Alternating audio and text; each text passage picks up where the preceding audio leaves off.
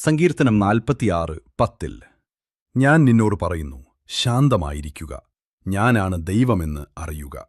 ഇത് നിന്റെ ഈ നിമിഷത്തിനു വേണ്ടിയുള്ള ഒരു വചനം മാത്രമല്ല, നിന്റെ ജീവിത സാഹചര്യങ്ങൾക്കായുള്ള എന്റെ ദൈവീകമായ കൽപ്പനയാണ്.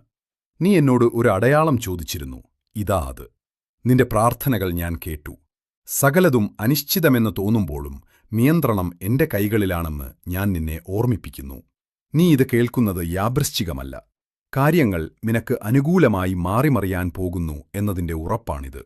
നീ അതിപ്പോൾ കാണുന്നില്ലെങ്കിലും ഞാൻ നിനക്കായി വഴിയൊരുക്കിക്കഴിഞ്ഞു. തിരശ്ശീലയ്ക്ക് പിന്നിൽ ഞാൻ നിനക്കായുള്ള ക്രമീകരണങ്ങൾ നടത്തുകയാണ്. തോറ്റുകൊടുക്കരുതെന്ന് നിന്റെ ആത്മാവിനുള്ളിൽ മന്ത്രിക്കുന്ന ആ ചെറിയ സ്വരം ഞാനാണ്. നിന്റെ സാമ്പത്തികാവസ്ഥയെക്കുറിച്ചും ആരോഗ്യത്തെക്കുറിച്ചും കുടുംബത്തെക്കുറിച്ചുമുള്ള നിന്റെ ഉത്കണ്ഠകൾ ഞാൻ അറിയുന്നു. എന്നാൽ ഇത് വ്യക്തമായി കേൾക്കുക, ഞാൻ നിന്നെ നോക്കുന്നത് ഒരിക്കലും നിർത്തിയിട്ടില്ല. ഇന്ന് ഞാൻ നിന്നെ സമാധാനം കൊണ്ട് പൊതിയുന്നു. നിന്റെ ജീവിതത്തിലേക്ക് ഞാൻ സൗഖ്യം നൽകുന്നു. വിശ്വാസത്തോടെ ഉറച്ചു നിൽക്കുന്നിടത്തോളം കാലം നിനക്ക് ഞാൻ ശക്തിയും വിജയവും നൽകുന്നു. നീ അനുഭവിക്കുന്ന ഈ കഠിനമായ അവസ്ഥയെ മനോഹരമായ ഒന്നാക്കി മാറ്റാൻ ഞാൻ പോകുന്നു. സ്വീകരിക്കാനായി നിന്റെ ഹൃദയത്തെ ഒരുക്കുക. നീ പ്രാർത്ഥിച്ചുകൊണ്ടിരിക്കുന്ന ആ മറുപടി നീ കരുതുന്നതിലും അടുത്തെത്തിയിരിക്കുന്നു. നൂറുകൂട്ടം ചിന്തകൾ നിന്റെ മനസ്സിനെ അലട്ടുന്നുണ്ടാകാം. പക്ഷേ ഇത്രത്തോളം നിന്നെ നയിച്ച ഞാൻ ഇപ്പോൾ നിന്നെ ഉപേക്ഷിക്കില്ല. തോൽവികളിൽ നിന്ന് ഞാൻ നിനക്ക് കാവലാകുന്നു.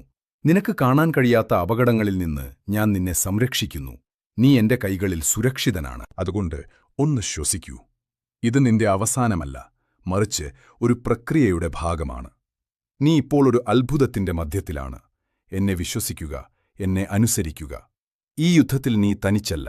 നീക്കം ചെയ്യേണ്ടവയെ ഞാൻ നീക്കം ചെയ്യും. നിനക്ക് തനിയെ തുറക്കാൻ കഴിയാത്ത വാതിലുകൾ ഞാൻ തുറക്കും. നിനക്ക് നഷ്ടപ്പെട്ടുവെന്ന് നീ കരുതിയവയെല്ലാം ഞാൻ പുനഃസ്ഥാപിക്കും. ഭയത്തെയും സംശയത്തെയും അതിജീവിക്കുക. വേദനകൾക്കും കാലതാമസങ്ങൾക്കുമിടയിലും ഉറച്ചു നിൽക്കുക. അവസാനം വരെ സഹിച്ചു നിൽക്കുന്നവൻ രക്ഷിക്കപ്പെടുമെന്ന് ഞാൻ പറഞ്ഞിട്ടുണ്ടല്ലോ. അതുകൊണ്ട് മടുക്കരുത്. നിന്റെ വിജയത്തിന്റെ നിമിഷം അടുത്തെത്തിക്കഴിഞ്ഞു. നീ ഇത് വിശ്വസിക്കുന്നുണ്ടെങ്കിൽ ആമേൻ എന്ന് പറയുക. പ്രത്യാശ ആവശ്യമുള്ള മറ്റൊരാൾക്കുകൂടി ഇത് പങ്കുവയ്ക്കുക.